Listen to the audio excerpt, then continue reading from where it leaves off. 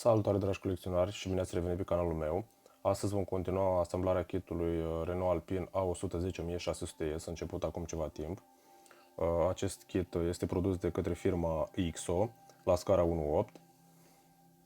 Noi astăzi vom asambla kitul numărul 2 din cutia numărul 1.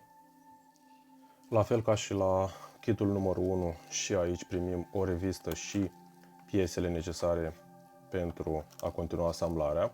Pe coperta revistei ne sunt indicate câteva detalii, cum ar fi numărul cutiei din care face parte kitul 2, producătorul acestui kit și scara la care este produs.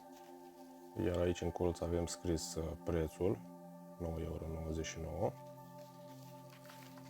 În interiorul revistei găsim detalii despre acest kit.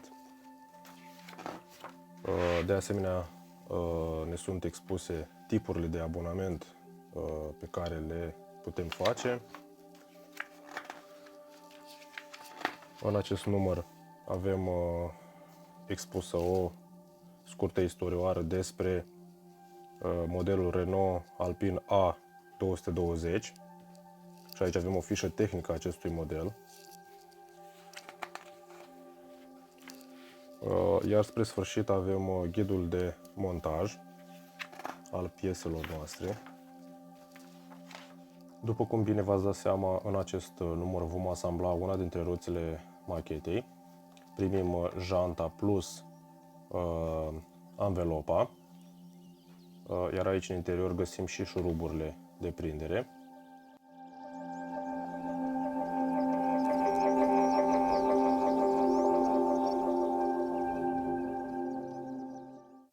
În pachet primim anvelopa, pe care este inscripționat producătorul Michelin.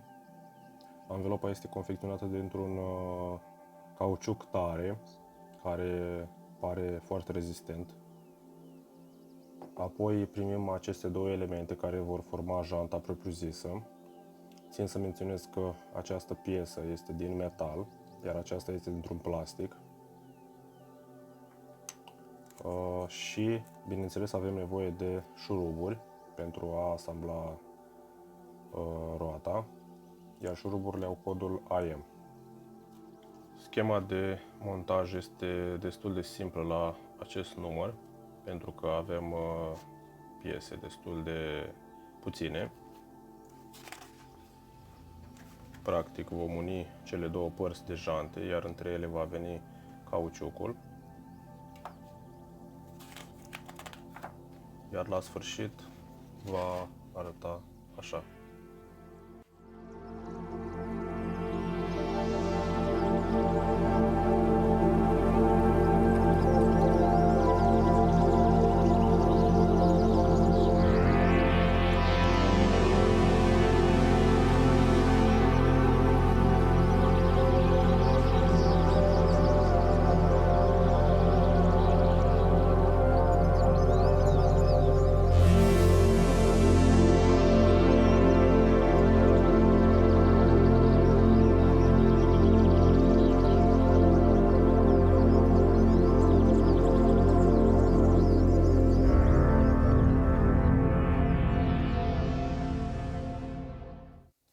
După cum puteți vedea, am terminat de asamblat roata și arată cam așa.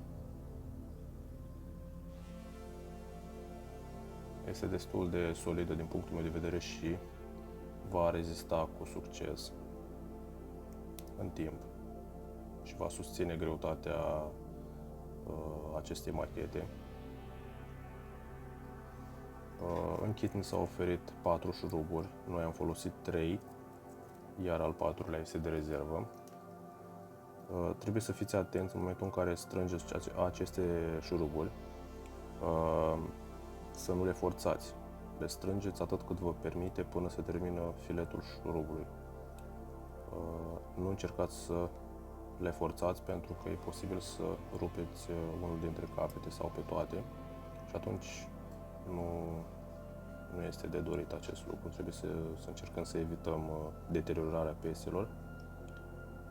Deci nu le forțați, le strângeți până să termină filetul și cam atât. În final, aș vrea să vă reamintesc site-ul de unde puteți comanda acest kit. Vă puteți abona sau puteți cumpăra kitul integral. Acestea fiind spuse, eu vă urez toate cele bune și ne revedem la kitul numărul 3 din cutia cu numărul 1. Zi bună!